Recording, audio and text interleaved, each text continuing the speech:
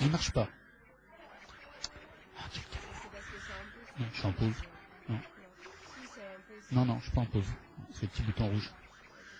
Oui, mais ça c'est le bouton. Non, ça va pas, hein. Ça va pas du tout. Non, mais... Ah ouais, mais il faut qu'il me change ça. Alors, tout d'abord, je vais considérer comme acquis ce que vous avez appris sur la base du crâne l'année dernière, et ça doit être absolument considéré comme acquis. Je n'y reviens pas, on a vraiment pas le temps, malheureusement, c'est très très court. Base du crâne, je n'en parlerai pas, mais j'y ferai référence. Deuxièmement, je vous mettrai un cours d'introduction au système nerveux qui, à mon avis, est tout à fait important, qui va définir le système nerveux somatique, végétatif, ce qui est du domaine conscient, inconscient, etc. Donc, tout ça, je vais le mettre en ligne en cours distance, et vous pourrez vous y référer si vous voulez, mais je ne le ferai pas directement aujourd'hui. Et je démarre directement sur les méninges.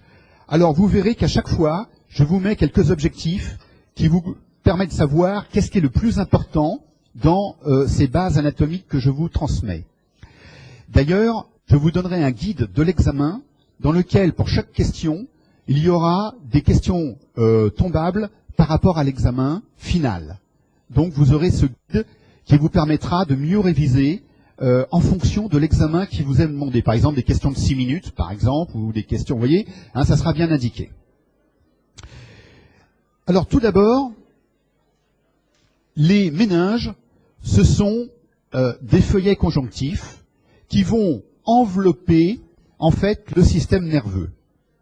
Et, comme vous l'avez remarqué, déjà, vous avez déjà étudié tout ce qui est enveloppe osseuse, c'est-à-dire le crâne, avec la voûte, la calvaria et la base. Vous avez vu donc sa résistance, son rôle de protection. Et maintenant, nous arrivons sur un autre type d'enveloppe, des enveloppes conjonctives, les méninges. Et on va voir trois feuillets qui sont séparés en deux grands groupes. Un groupe qui sera le feuillet pachyméninge, c'est un feuillet extrêmement résistant,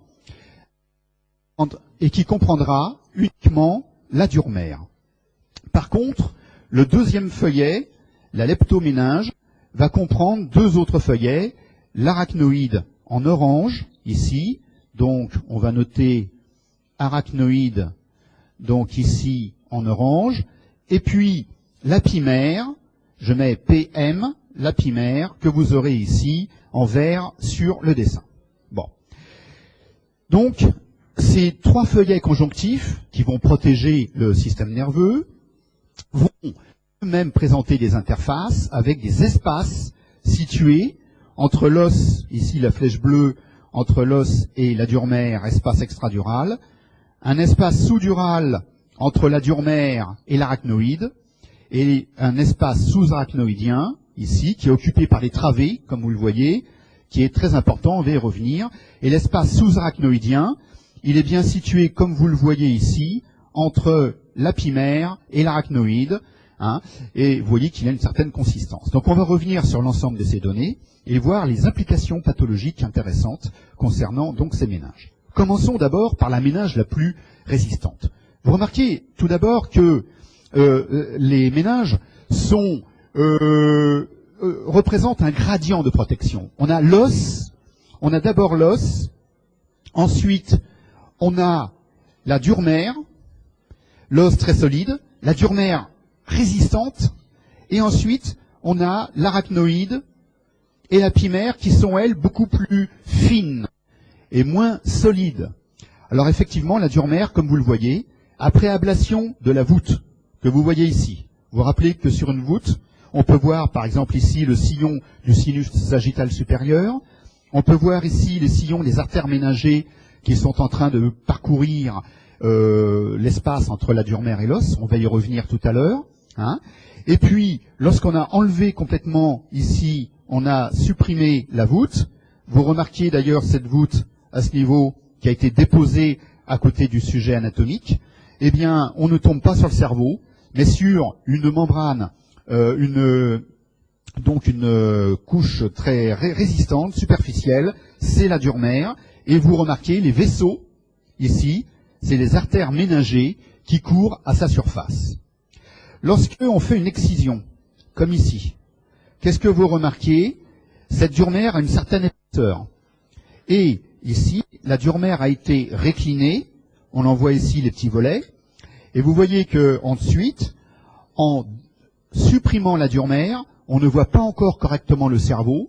Et un chirurgien verra cet aspect, c'est-à-dire un aspect de leptoméninge avec l'arachnoïde et le liquide céphalorachidien qui vous masque un petit peu le cerveau. Donc vous retenez, la dure mère est une membrane conjonctive résistante, épaisse, qui protège complètement le cerveau en dessous de l'os. Deuxièmement, cette membrane, cette dure mère, fournit deux expansions.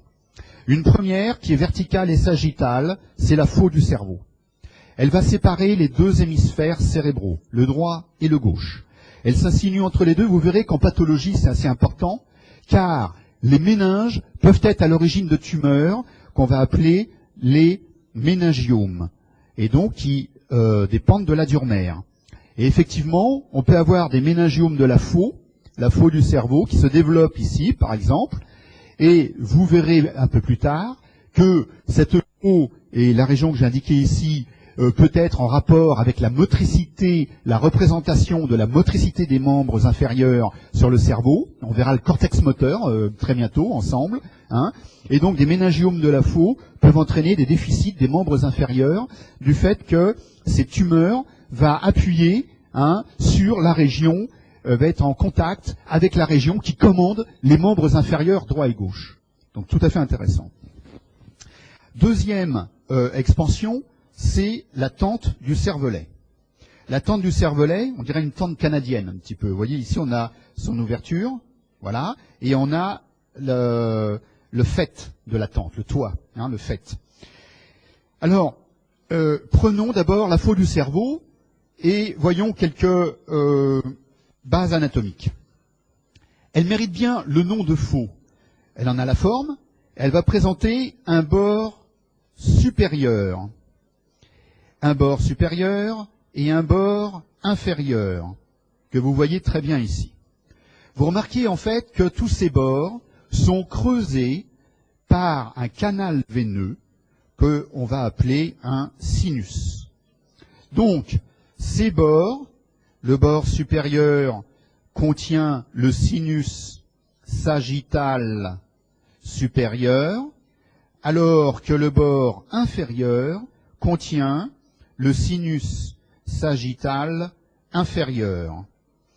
Vous voyez donc ici un dispositif très important qui va recevoir les veines corticales, les veines du cerveau, et qui va drainer tout le sang des veines corticales, voilà, pour ensuite être dispatché vers les deux veines du cou, qui sont les veines jugulaires, s'il vous plaît, les veines jugulaires internes. Voilà. Deuxièmement, à part le bord supérieur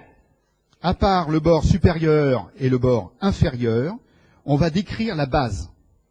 La base de la faux. Donc, la base de la faux, donc cette partie, va s'insérer sur le faîte de la tente du cervelet. Donc, je rappelle que le faîte, c'est simplement, quand vous avez un toit comme ça, voilà, eh bien, le faîte, c'est la partie qui réunit les deux pans du toit, bien sûr, et donc la base de la faux s'insère sur le faîte, de la tente du cervelet.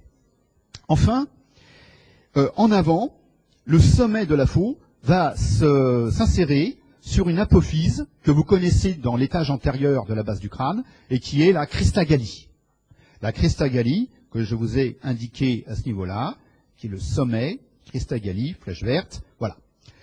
Donc, au total, vous avez une cloison sagittale pure, qui s'infiltre dans la fissure longitudinale.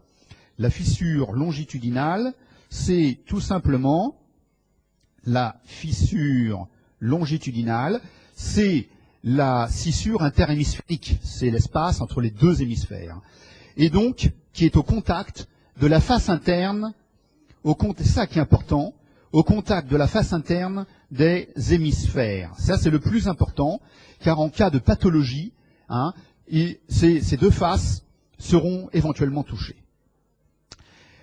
Ici, vous avez une photo, où on a fait une hémisphérectomie. Vous voyez la faux qui est verticale, et vous voyez la tente du cervelet qui est plus horizontale.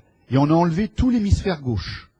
Et vous voyez que sous la faux du cerveau, il y a ici une zone où on voit un petit peu de cerveau au-dessus du corps calleux. Ça veut dire que le cerveau peut s'infiltrer, le cerveau peut passer en dessous de la faux, et c'est ce qu'on appelle un engagement falciforme, un engagement un engagement sous la faux ou falcoriel.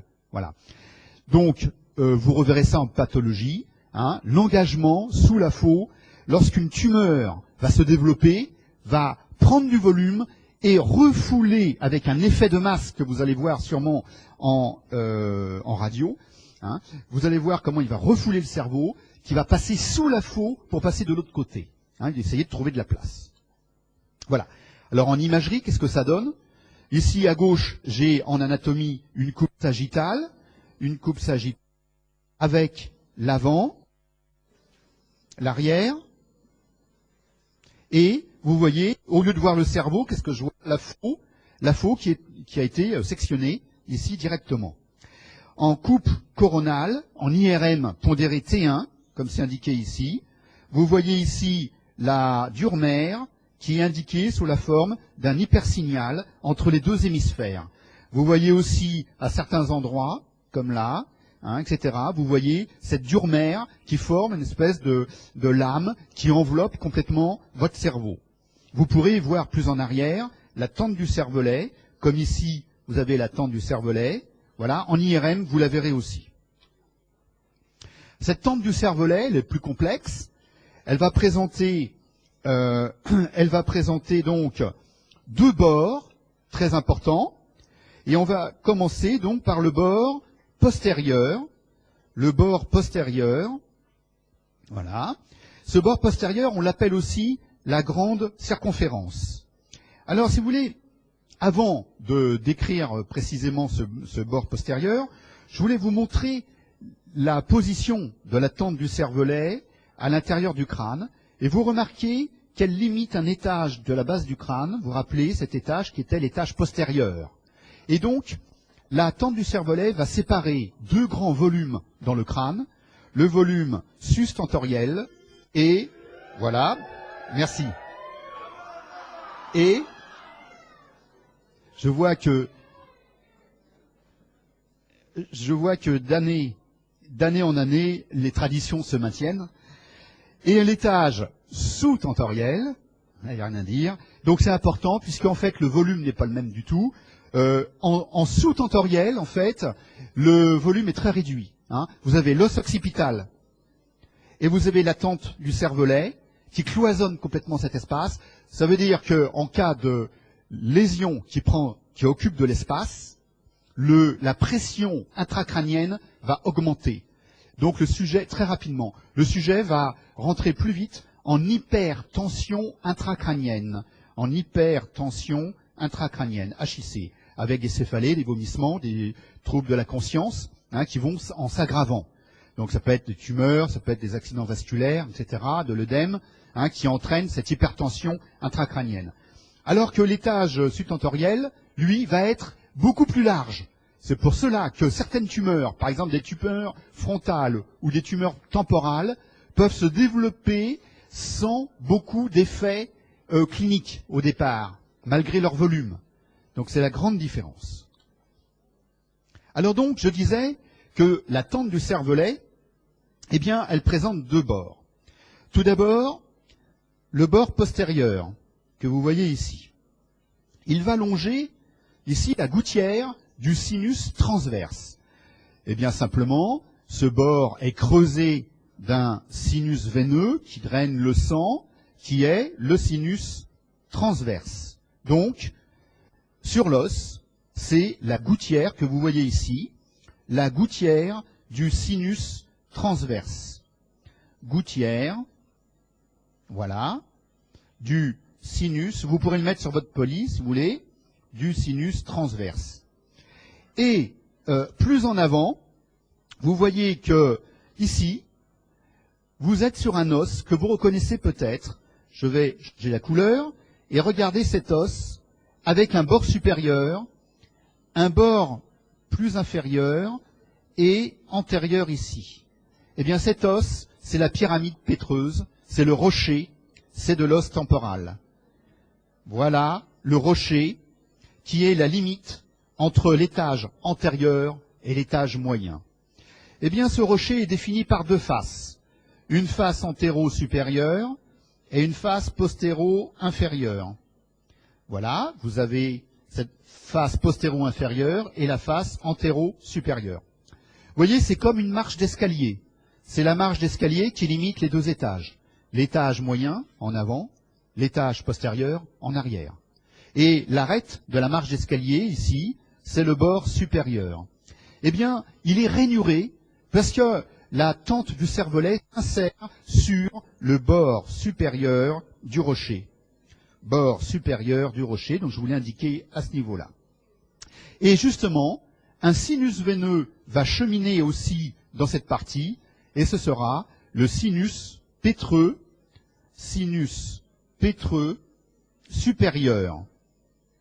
Donc nous verrons tout à l'heure, c'est très important, ce sinus qui chemine ici, alors attendez, c'est un peu imprécis, donc je vais, voilà, le sinus pétreux qui chemine sur le bord supérieur, à ce niveau-là, voilà, hein, et représente aussi l'insertion, bien sûr, de la grande circonférence. Et enfin, où va se terminer la grande circonférence? Sur l'apophyse clinoïde postérieure, que voici. Vous vous rappelez, la selle turcique, le siège du pilote, hein, le pilote c'est l'hypophyse, il y a la selle turcique avec l'hypophyse dedans, en avant deux clinoïdes antérieurs, le pilote peut les prendre si vous voulez, et en arrière, les deux clinoïdes postérieurs, eh bien les voici, avec insertion de la grande circonférence. On peut passer maintenant à la petite circonférence, ou bord antérieur. Eh bien là, c'est assez simple, parce que cette petite circonférence qui est là, elle est libre. Elle est libre, et va former le foramen ovale de Pacchioni. Eh bien, ce foramen ovale est très important, puisque c'est le passage, il va assurer le passage du tronc cérébral, et notamment du mésencéphale, qui va faire sa jonction avec le cerveau, c'est-à-dire avec le dit encéphale. Donc on verra cette région, bien sûr, très bientôt. Voilà. Donc, la tente du cervelet cloisonne la fosse postérieure, mais pas complètement.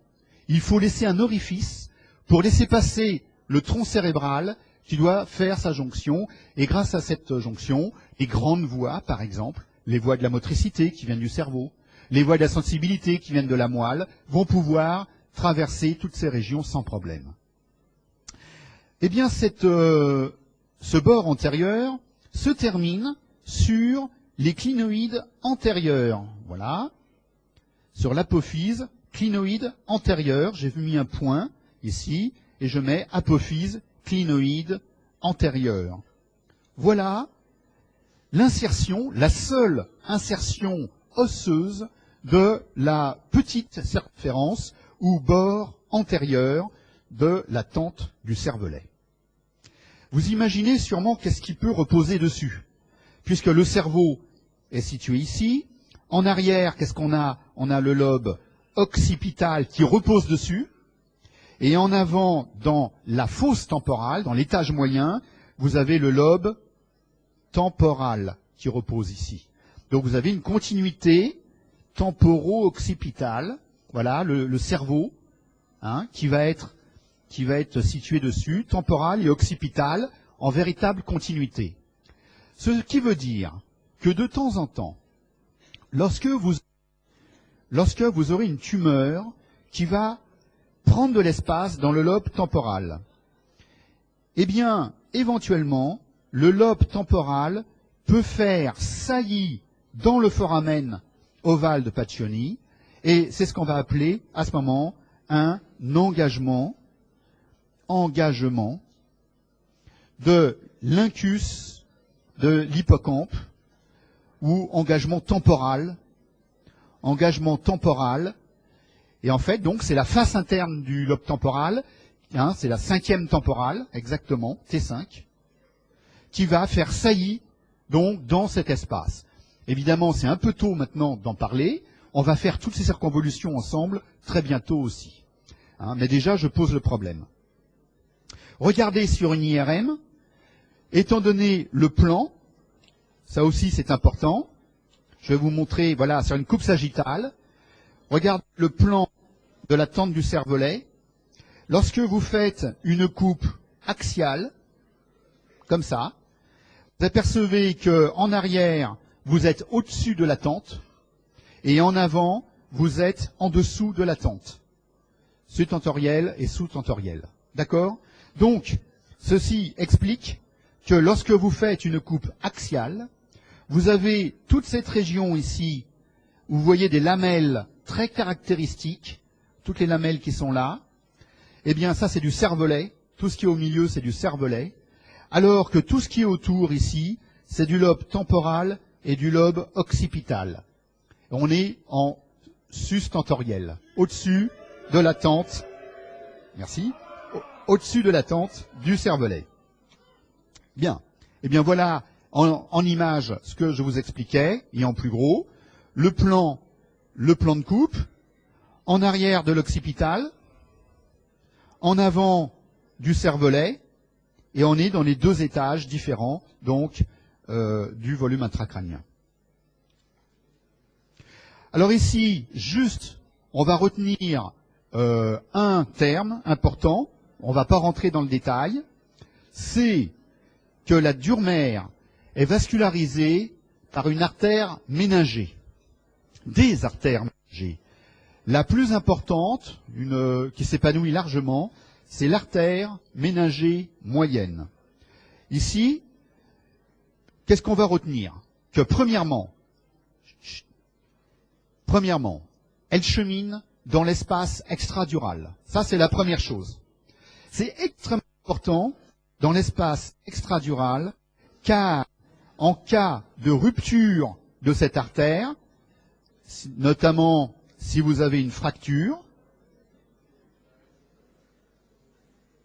bien, donc, premièrement, l'artère méningée, elle est en position extradurale, d'où la possibilité de développement d'hématomes extraduraux en cas de fracture de la région pariétale et temporale, de l'os pariétal et temporal, comme on le voit ici, et qui va directement toucher l'artère parce qu'elle est en position extradurale. Elle est juste sous l'os, avec un risque d'hématome extradural. Ça, c'est une urgence neurochirurgicale, et vous voyez la forme en lentille biconvexe qui est absolument caractéristique, lentille biconvexe qui est tout à fait caractéristique. Deuxièmement, cette artère donc vascularise bien sûr la dure-mère et essentiellement toute la partie moyenne. Alors il y a une artère méningée antérieure, une méningée postérieure aussi, hein, donc toute la dure-mère est prise en charge par ces artères méningées, qui sont en fait des branches ultimes du territoire carotidien externe, en fait. L'innervation, là c'est pareil, on va retenir que deux termes. On va retenir que l'innervation, il y a une innervation de la dure-mère, premier point, et que deuxième point, cette innervation dépend essentiellement de deux nerfs principaux, selon qu'on est au-dessus de la tente ou au-dessous de la tente. Au-dessus de la tente, c'est le nerf trijumeau qui donne la principale innervation de la dure-mère, et en dessous de la tente, c'est les nerfs mixtes et le nerf pneumogastrique, 10e paire des nerfs crâniens. 10e paire, nerf pneumogastrique. Voilà. On va revenir sur ces nerfs, bien sûr, plus tard. Voilà. Alors je vais passer. On regarde la leptoméninge maintenant. Donc on a une vue d'ensemble. Juste avant de terminer, je voulais quand même vous montrer quelque chose sur... Voilà, cette vue, elle me paraît intéressante, parce que c'est la base du crâne, en ayant enlevé le cerveau et la leptoméninge. Et vous voyez que toute la dure mère adhère complètement, et ça c'est très important, adhère complètement à l'os. Alors, les rapports de la dure mère et de l'os sont très importants à connaître. La dure mère, au niveau du crâne, elle adhère, alors qu'au niveau du rachis, il existe un espace épidural, elle n'adhère pas du tout, et il y a un véritable espace épidural qui est rempli de graisse et de veines, de la graisse épidurale. Et ça, c'est au niveau du rachis. Vous voyez, c'est très important de voir comment cette dure mère sur la photo, on le voit très très bien, c'est comme un parachute qui serait tombé sur la base du crâne et qui serait accolé complètement sur toute l'étendue des 3 étages de la base du crâne. Donc, on va poursuivre et aller directement sur la leptoméninge. La leptoméninge, ce sont 2 feuillets. Tout d'abord l'arachnoïde, puis la pimère. Alors, regardez cet aspect, déjà, sur le plan d'une dissection, où vous voyez, cette fois-ci, un feuillet beaucoup plus transparent, beaucoup plus fin. Ici, c'est l'arachnoïde. Si vous prenez un scalpel et vous faites une incision, vous verrez du liquide céphalo-rachidien ou cérébrospinal, pour parler plus en nomenclature internationale, s'écouler, car l'arachnoïde piège le liquide céphalo-rachidien, qui est compris entre l'arachnoïde et la pimère. Voilà.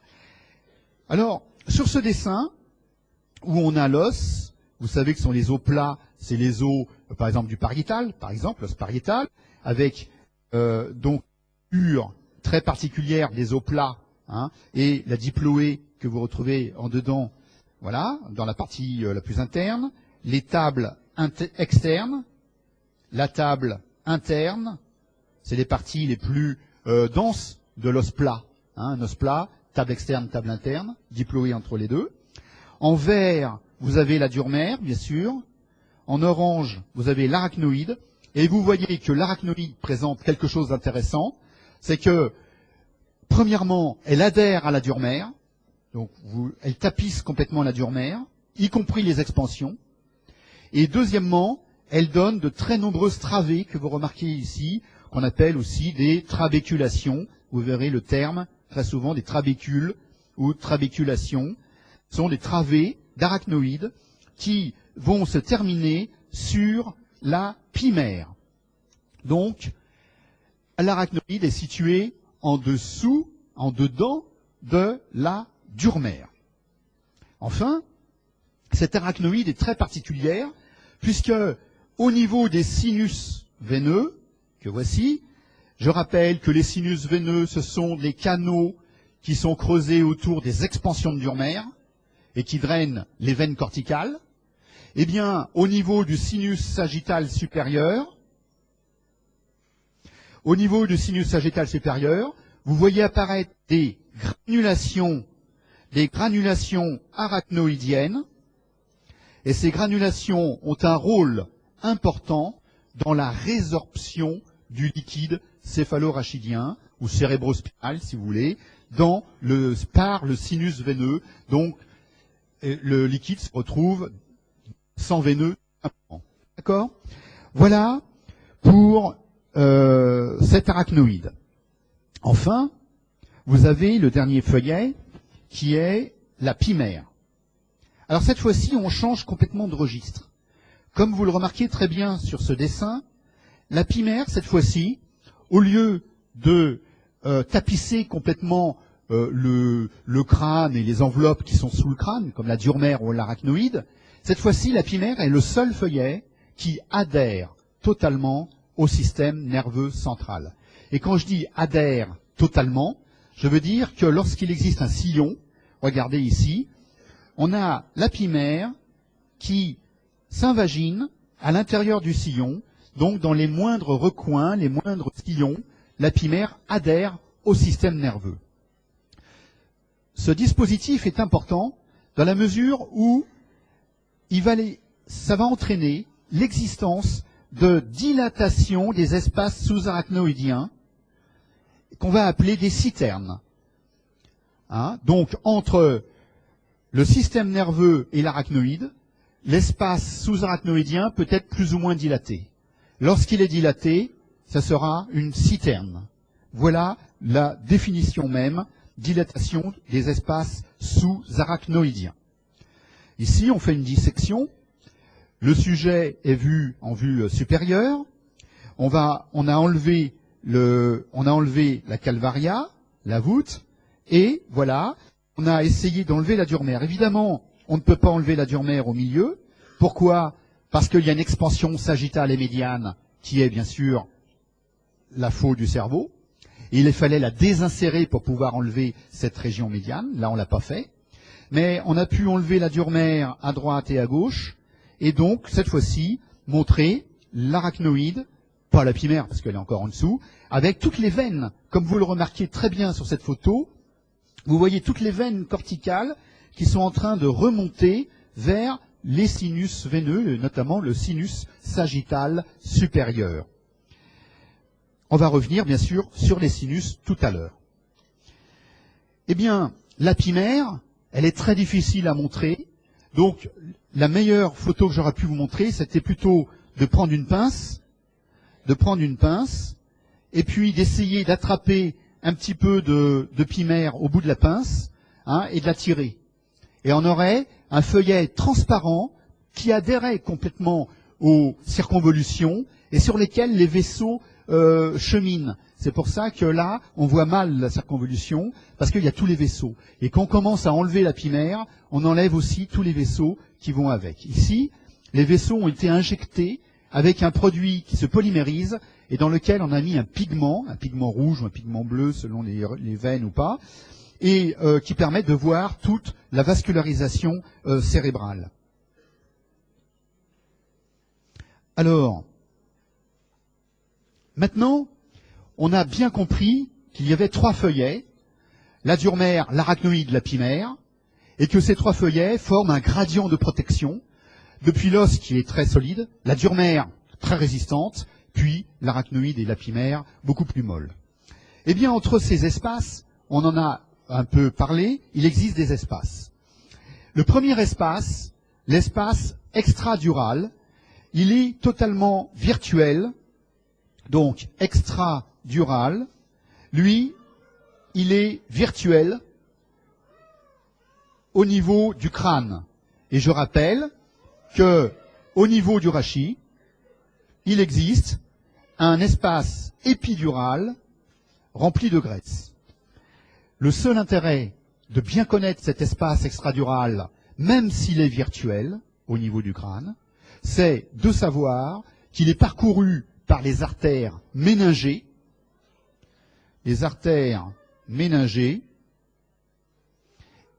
et donc peut-être à la source des hématomes extraduraux en cas de rupture de ces artères, comme je vous l'ai montré tout à l'heure. Voilà. Premier espace. J'ai fait ici un décollement de la dure mère tout à fait pathologique, juste pour montrer où est situé l'espace extradural, entre l'os en dehors et la dure mère en dedans. Et j'aurais pu mettre un petit vaisseau à l'intérieur. C'est une artère méningée qui est en train de circuler ici et qui va donner des branches qui vascularisent en fait la dure mère. Deuxièmement, l'espace en flèche jaune, l'espace donc sous-dural. Alors l'espace sous-dural, lui, est aussi un espace virtuel au niveau du crâne et au niveau du rachis aussi, comme vous le voyez. Simplement, il peut être le siège d'hématomes. Regardez pourquoi. Je vais vous montrer une veine corticale. Voilà, une veine qui vient donc du cerveau. Voilà. Et vous voyez que cette veine corticale, elle est en train de se drainer dans le sinus veineux. Une veine, c'est fragile. Et qu'est-ce qu'elle fait? Elle traverse une interface méningée, avec notamment ici de la dure mère, qui est très solide, très résistante.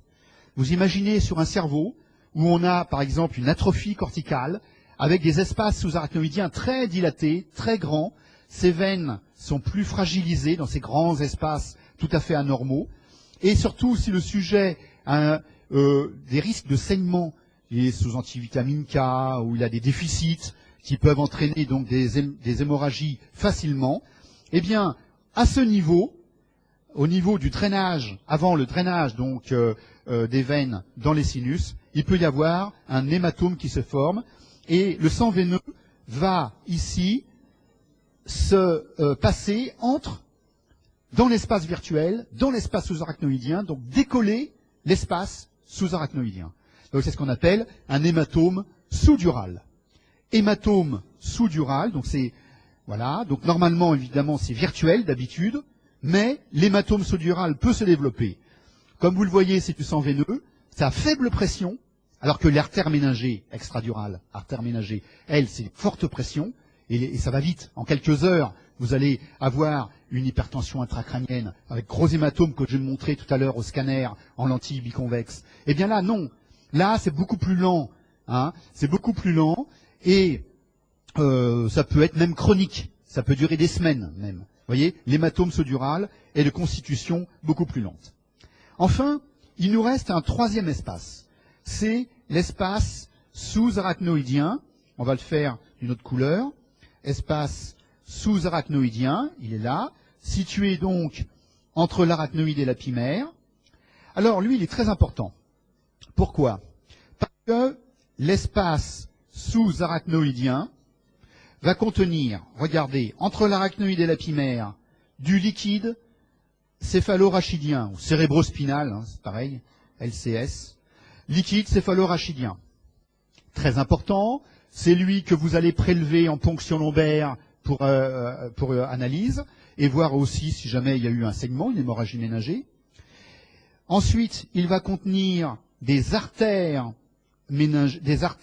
cérébrales, puisque ces artères, oui, les veines aussi d'ailleurs, vont, au cours de leur trajet, vont ici cheminer dans l'espace sous-arachnoïdien, avant de donner une branche, vont vasculariser, en fait, le cerveau, donc le trajet des artères cérébrales.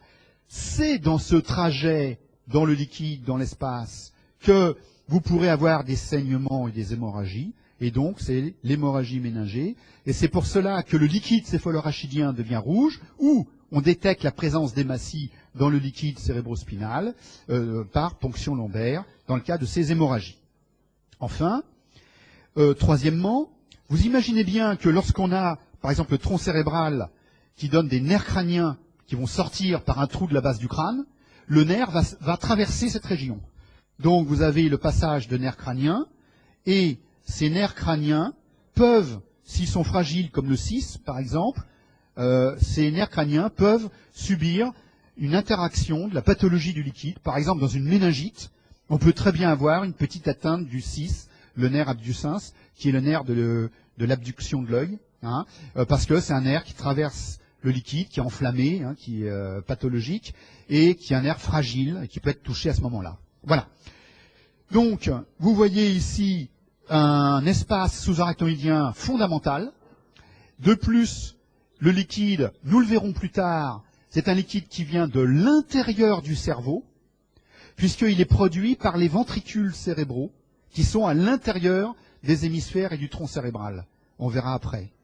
Et vous verrez comment le liquide va passer des ventricules, qui sont à l'intérieur, à l'espace sous-arachnoïdien, qui est à l'extérieur. On va le voir dans 2 jours. Voilà pour ces 3 espaces.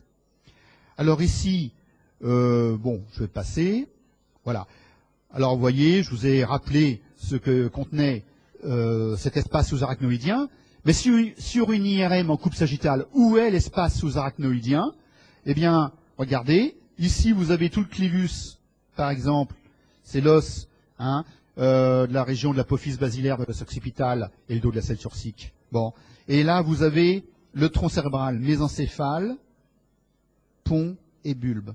Eh bien, entre les deux, ici, entre les deux, toute cette région en hyposignal comprend du liquide céphalorachidien, c'est de l'espace sous-arachnoïdien. Et bien sûr, là, vous avez toutes les zones qui sont autour du système nerveux, sont enveloppées d'un matelas de liquide céphalorachidien. Bon. Un matelas de liquide céphalorachidien qui, je le rappelle, redescend jusqu'en bas du rachis. Hein, ça enveloppe le cerveau et la moelle spinale. Hein, c'est tout à fait fondamental. Alors, là, voilà, juste pour rappel, maintenant, la pathologie de ces espaces. Donc, un hématome extradural, je vous l'ai déjà montré, mais rappelez-vous bien, terme de lentille biconvexe, tel qu'on le voit ici, qui est lié vraiment à une augmentation de pression du sang, hein, de l'hématome, qui refoule complètement votre hémisphère. Et tout à l'heure, je vous disais, attention, il peut y avoir des effets de masse. Regardez l'effet de masse ici. Vous voyez? Là, il y a un refoulement complet de la ligne médiane. C'est un effet de masse caractéristique. Hein, il y a souffrance ici, importante, au niveau cérébral. Effet de masse.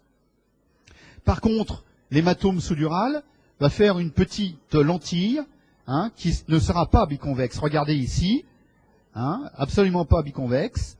Et elle va suivre la forme, en fait, de ces espaces virtuels, les espaces sous-duraux. Hein, hématome sous-dural. Et enfin, lorsqu'on fait une hémorragie sous-arachnoïdienne, eh bien, on peut le voir au scanner, tout simplement, lorsqu'il y a assez de sang. Et vous voyez, normalement, les espaces sous-arachnoïdiens, là ici, il y a des espaces sous-arachnoïdiens, vous avez un hyposignal, c'est le liquide. Hein.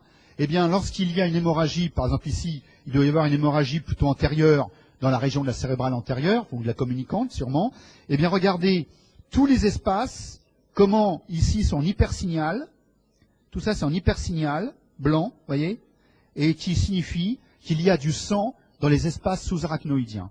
Donc très intéressant. Voilà. Alors, tout à l'heure, je vous ai décrit le terme de citerne, donc je vais peut-être passer.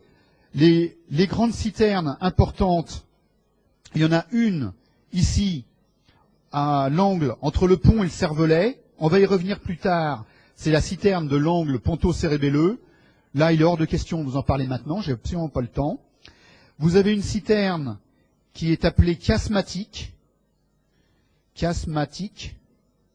Voilà, là vous avez le chiasma. Là c'est pareil, c'est un peu tôt pour vous en parler parce qu'on n'a pas fait le diencéphale. On va y revenir, hein, ne vous inquiétez pas. Et vous avez surtout une citerne médulo-cérébelleuse. Médulo-cérébelleuse, qu'on appelait la grande citerne. Et cette citerne, elle est là. Médulo, ça veut dire moelle allongée, c'est le bulbe, hein, la moelle allongée, MA, moelle allongée. C'est donc entre la moelle allongée et le cervelet. Et ça, c'est important, parce que cette citerne, normalement, est bien présente, mais parfois le cervelet peut s'engager dans le foramen magnum, et donc prendre la place de la citerne, elle va disparaître, hein, la citerne médulo-cérébelleuse, qu'on appelait la grande citerne. Voilà. Alors je vais terminer simplement sur un petit mémo sur les sinus veineux, parce que c'est important, et on fera une petite pause. Alors, les sinus veineux, vous les avez vus, ce sont des canaux veineux creusés dans la dure mer, point important, creusés dans la dure mer, et surtout, il faut savoir que tous ces sinus veineux convergent vers les veines jugulaires internes pour drainer le sang du cerveau. Voilà. Donc ça, c'est le point essentiel. 1, des canaux veineux. 2, dans la dure mer. 3, convergent sur les veines jugulaires internes. Alors, bien sûr, on peut être plus précis, on peut aller... Bon, mais là, c'est l'essentiel. Alors, regardons ce système. Tout d'abord, ici, on s'aperçoit bien qu'ils sont en rapport avec les expansions, hein, beaucoup. Les expansions de dure mer, c'est-à-dire la faux et la tente du cervelet. Alors, vous avez d'abord un groupe postéro-supérieur. Le groupe postéro-supérieur. En effet, l'avant est ici, l'arrière le haut et le bas. Normalement, vous avez le dessin avec vous, avec le poly. Et on va décrire un sinus sagittal supérieur avec le sens du drainage veineux qui est indiqué par les flèches orange. Vous avez ensuite, en dessous, le sinus sagittal inférieur qui longe le bord inférieur de la faux, qui draine aussi, bien sûr, les veines corticales. Ce sinus sagittal inférieur va ensuite être drainé par le sinus droit. SD égale sinus droit. Chut. Sinus droit. Regardez comment, ici, le sinus droit reçoit bien tout le sang du sinus sagittal inférieur, mais aussi, et là ça a été coupé, le sang veineux de veines cérébrales internes, des veines profondes, des veines cérébrales internes. Et là, ce sont des veines qui sont très profondes à l'intérieur du cerveau. Donc, je ne sais pas si on pourra en parler, sauf ceux qui feront l'UE, où on doit normalement en parler un peu plus. Voilà. Ensuite, vous voyez que le sinus droit conflue avec le sinus sagittal supérieur ici. Alors cette zone de confluence, voilà, c'est ce qu'on appelle le torcular. Le torcular, c'est la zone grand T égale torcular, et vous voyez, c'est la zone de confluence entre le sinus droit, le sinus sagittal supérieur, le sinus droit, et puis surtout, c'est le point de départ des deux sinus transverses. Les sinus transverses qui partent latéralement. Voilà, les sinus transverses ici qui partent bien latéralement. Ces sinus transverses, on en a déjà parlé, qu'on a dit qu'ils longeaient la tente, le bord postérieur de la tente du cervelet. D'accord ? Ensuite, vous voyez que les sinus transverses, tout d'un coup, changent complètement d'obliquité pour descendre vers le foramen jugulaire, et à ce moment-là, c'est le sinus sigmoïde qui se forme. Sinus sigmoïde. Je pense avoir un dessin plus complet. Waouh, c'est pareil. Voilà. Ici, vous voyez le sinus transverse, et vous voyez ensuite le sinus sigmoïde qui va descendre vers le foramen jugulaire. Donc, ce système est bien un système qui est supérieur et postérieur, centré sur la faux et la tente. D'accord ? Supérieur et postérieur, ou postéro-supérieur, si vous voulez. D'accord ? Centré sur la faux du cerveau et sur la tente.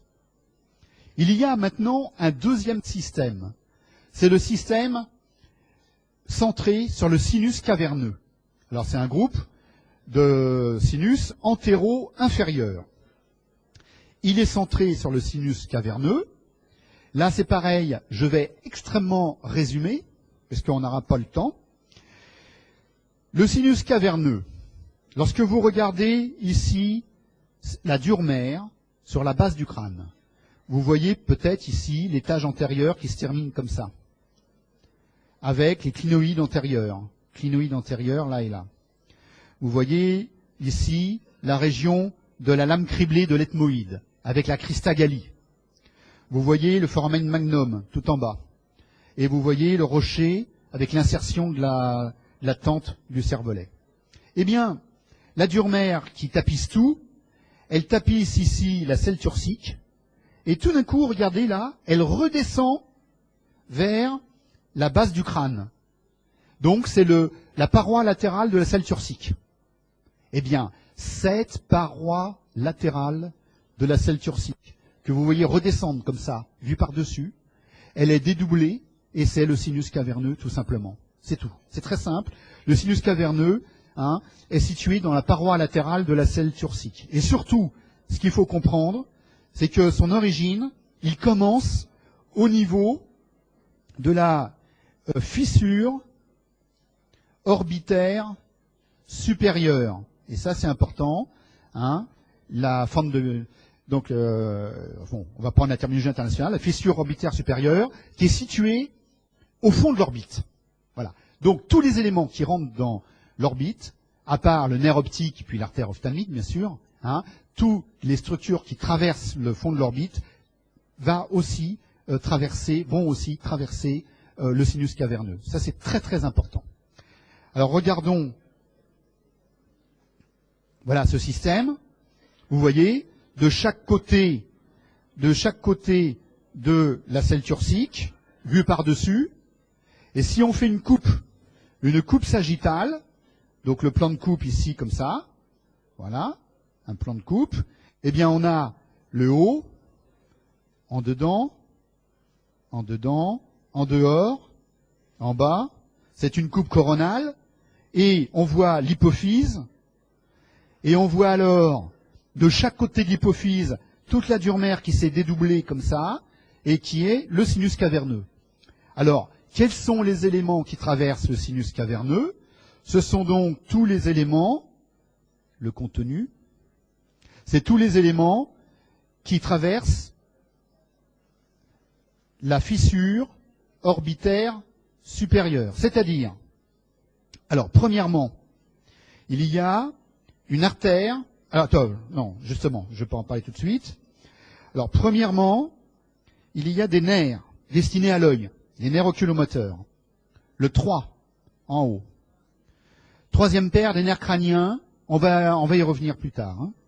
Ensuite, la quatrième paire des nerfs crâniens. Donc le 3, c'est le nerf oculomoteur.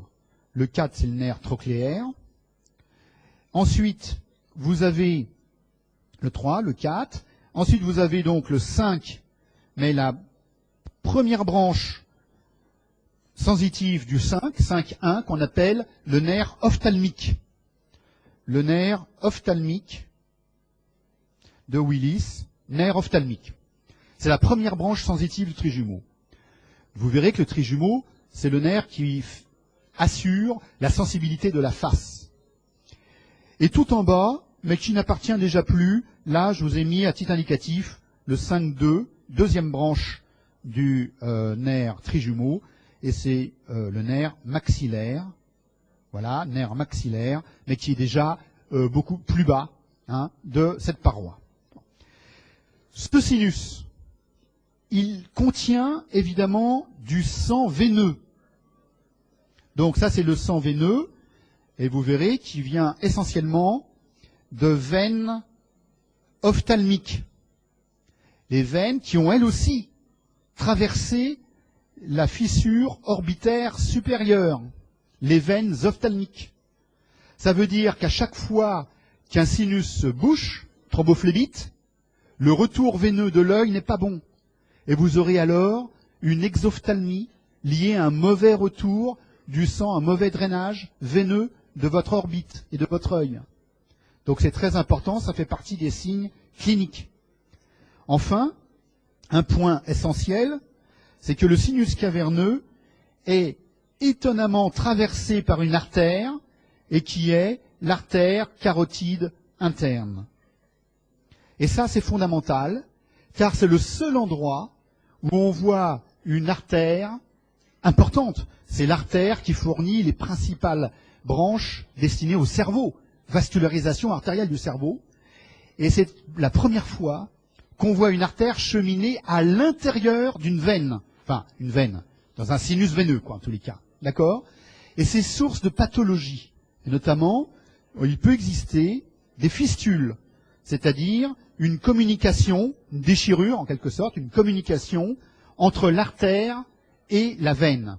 Et vous imaginez la gêne au retour veineux lorsque le sang artériel à haute pression va affluer dans le sinus veineux, augmentant la pression de retour évidemment et entraînant donc un souffle particulier, un renforcement systolique que le malade va entendre même dans certains cas, donc un souffle à renforcement systolique. Voilà. Donc, simplement, ce sinus caverneux, pour terminer, qu'est-ce qu'il a reçu comme... Alors, le voici. le sinus caverneux vu par-dessus, là. Pardon, j'ai fait, voilà, ici, de chaque côté de la selle turcique. Qu'est-ce qu'il a reçu comme afférence? Essentiellement, les veines ophtalmiques, comme je l'ai dit tout à l'heure, les voici, les veines ophtalmiques, et un sinus, ici, qu'on appelle le sinus sphénopariétal. Sinus sphénopariétal. Vous voyez qu'il chemine sur le bord de la petite aile du sphénoïde. Sinus sphénopariétal. Voilà. Et enfin, je terminerai sur les efférences. Alors, en avant, les afférences qui...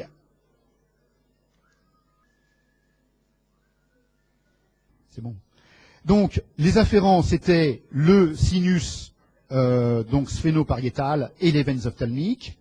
Et vous avez maintenant les deux efférences dont je vous ai... Enfin, une, je vous en ai parlé tout à l'heure. C'est le sinus pétreux supérieur. Voilà. Et vous voyez où il chemine ici, sur le sommet du rocher, le bord supérieur du rocher, d'accord. Et la deuxième efférence qui descend ici vers le foramen jugulaire, c'est le sinus pétreux inférieur. Et regardez comment il va redescendre ici vers le foramen jugulaire, dans une suture qui est comprise entre l'occipital et le rocher. On le voit bien ici, entre l'occipital et le rocher, suture pétro-occipitale. Les deux sinus, donc, permettent le drainage du sinus caverneux, soit directement dans la veine jugulaire, c'est le cas du pétreux inférieur, soit au travers du sinus sigmoïde, comme on le voit ici, pour le sinus pétreux supérieur. Voilà. Donc là, on a le système complet. Donc c'est un système qui est en bas et en avant de chaque côté de la selle turcique, qui reçoit surtout le sang veineux des orbites et qui redonne deux sinus pétreux qui ont pour but de se drainer dans la veine jugulaire interne de manière plus ou moins directe, tout simplement. Voilà pour bien comprendre les choses. Et donc j'arrête là 5 minutes pour... voilà, le reste, c'est bon. On fait une petite pause pas trop longue. Et voilà.